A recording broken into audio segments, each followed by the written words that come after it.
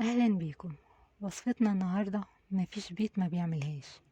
هنعمل مع بعض النهارده الرز بطريقه سهله وبسيطه ولسه انا اولى مطبخ. طاسه على النار وبحط فيها معلقه زبده ومعلقه زيت او زيت بس. عندي نص كيلو رز مغسول لحد ما تلاقي الميه اللي نازله منه شفافه. اصفيه كويس واضيف الرز. افضل اقلب لحد ما كل رزايه الاقيها اتحمصت.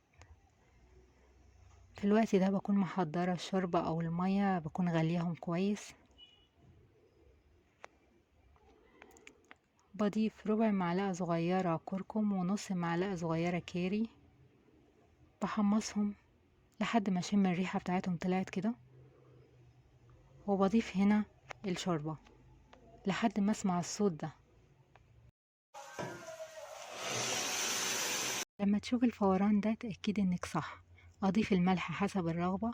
الشوربة لازم تكون مغطية الرز بعقلة. اسيبه على نار عالية لحد ما يتشرب وهدي النار لحد ما يستوي. انا بسيبه 7 دقايق بعد ما بطفي النار عليه علشان يتشرب البخار اللي في الحلة.